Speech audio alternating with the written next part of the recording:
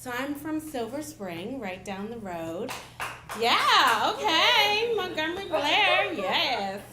And so I wouldn't say I was like a totally straight A student, but I was pretty much, on top. I was in gifted and honor classes and all of that. So senior year of high school, I took AP English, and the teacher had a doctor in front of her name.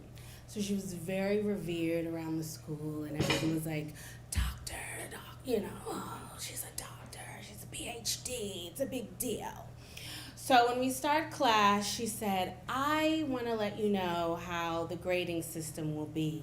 40% of your grade will be old AP tests that are multiple choice, and you have to go through like identify definitions and break down, interpret what's happening in the text. 40% will be your essays and your papers, and the other 20 will be participation. And she said, I grade on the AP scale. So what I give you, when I grade you, that's basically what you will get on the AP test, okay? So those were the ground rules. So the class starts, and we're reading all these books. And when the multiple choice test would come, I was killing it. I was getting 5s, sometimes a 4, but it was basically A's and high B's. Just going through it. When it was time to do the essays and the papers, she was giving me like 2s and sometimes a 3, but it was D's and C's as my grade, and I had never experienced that before, and I was like, what is going on? And so my average in the class was maybe like a low B, high C, which was very rare. So we make it through the first semester, and my mother is very dismayed. She's, she just thinks I'm goofing off. It's senior year. I don't care. So she's like, what is going on in your English class? Why are your grades like this? And I'm like, I'm doing the work. I'm reading these books, Hamlet and Crime and Punishment, like I'm doing everything. And this woman is giving me these 2s and 3s on these. I'm staying up until late at night. I'm writing my papers. I don't understand. So she's like, okay, the next book we're going to read together, and I'm going to help you. Now, my mother is from Selma, Alabama. She grew up in the segregated South, but she loves to tell the story that by 8th grade, she had read all the books in her library, in the school library. She was almost an English major. She loved Shakespeare, all of those things. So the next book we had to read was Pride and Prejudice. So my mom and I are reading it, and she's all into it.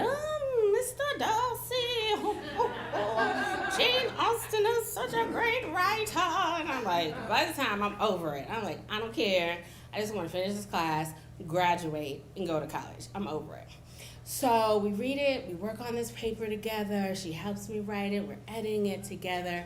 I turn it in, and this woman gave me like a 4.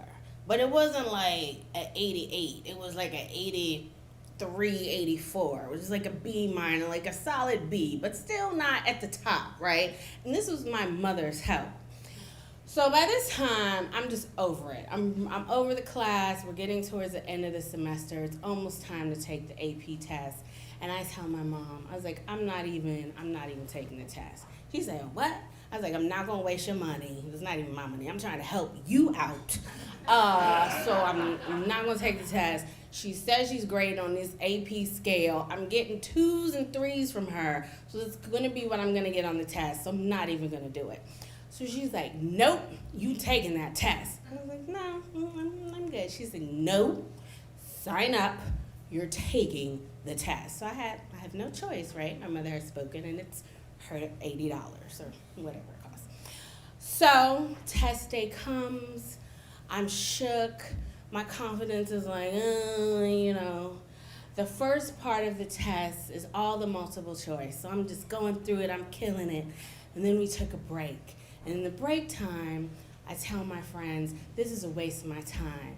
I'm not even going to get a high score on this test. And they're like, no, you're great. You're you'll be fine. I was like, no, this lady has hated me for 2 semesters. All year, she has been giving me 2s and 3s.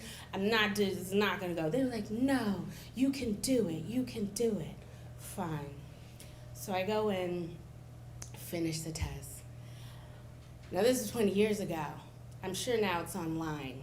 This is 20 years ago. You had to wait for your results. So a couple weeks go by. Finally, they come in the mail. And I'm so excited. And I rip the envelope open.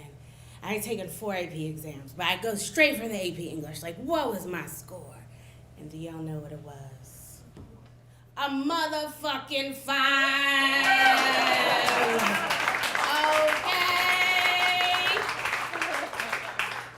And what I learned later is that my mother went to the school and took the test papers and went and found the doctor teacher and shook the paper in her face and said, don't you ever destroy another black child's confidence again, okay?